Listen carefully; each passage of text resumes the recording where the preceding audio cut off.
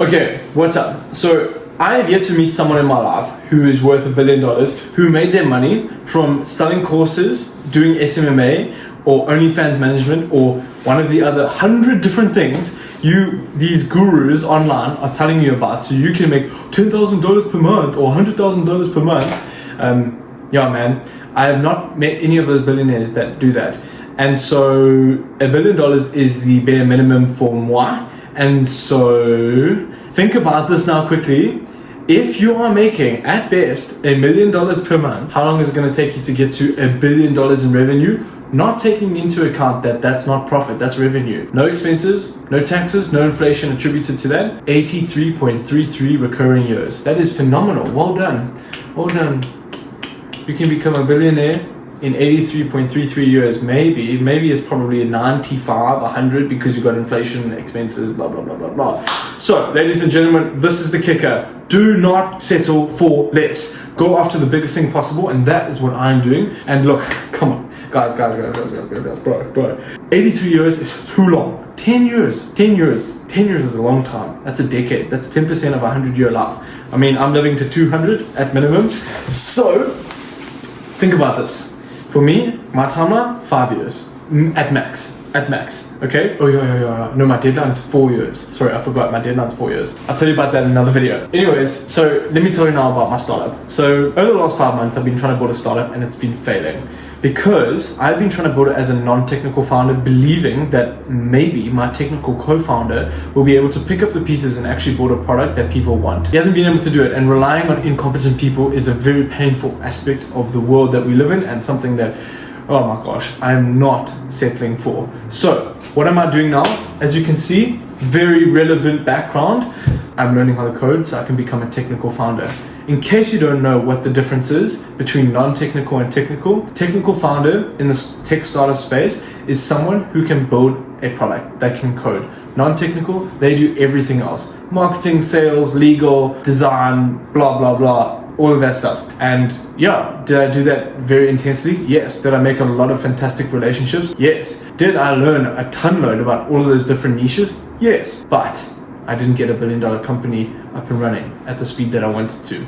So what was I trying to do? And I'm trying to do it slowly now, like it's slow moving thing, but basically to completely automate the sales pipeline of real estate agencies using AI and machine learning. Pin as well, the $1 billion company that I'm setting out to build, my hunch is that it's going to involve a lot of AI, and that's another story for another time. But AI is has a place in my heart, and also just building tech startups, like it's like the place, you know. Now I've hit the tipping point of saying, okay, I am going to learn how to become a technical founder because I'm so much against any limitation in my life. And I did a 4-year degree in 2 months. I finished that in March this year. And so I really believe that I'm going to get through this stuff very quickly. It's been about a week now of doing it full time, the coding. How I'm making sure that I retain everything is I'm not only learning the foundations and not skipping over things. So it's very easy to skip over things that we believe, oh no, this is not important. I am painfully going through things very carefully to make sure I don't have gaps in my knowledge,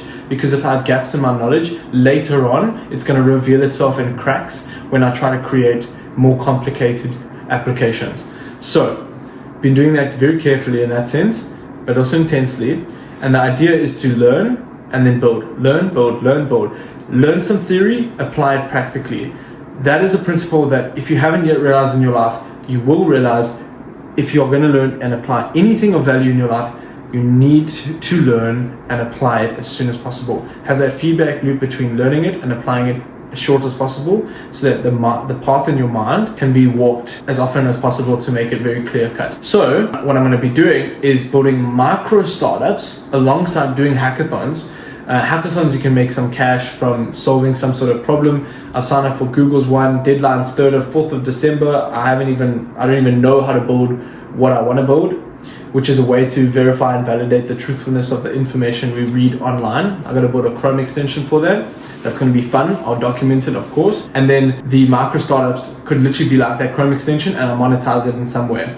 So why that all matters is because when or if I need investment, that is a fantastic thing that investors want to look at, is to see, have I been able to build products even though they've been small, but get users to pay for it, yes, fantastic. That's going to increase the likelihood of me being a successful investment for them. Plus, I'll make some cash from that, which is fantastic. I can invest that into my startup. And the final point on that is that maybe even, this is often how things go, I'm building this side project, this micro startup, and it actually turns into a $1 billion company. Do I have a hunch that they will? Yes, I do, because there are big, deep wells that I'm tapping into with these ideas. We can discuss those ideas another time. And if given enough attention, energy, and direction, it definitely could be turned into a very big thing. Just always think like that. And now, the final point of what I'm spending my time doing whilst building this $1 billion company is also documenting it on social media. That's why you're watching my face right now, this beautiful face. It is a means of self-reflection and documentation for myself. It allows me to self-reflect on where I'm at, where I've come from, and where I'm going. You can draw value out of anything in your life. The addition on that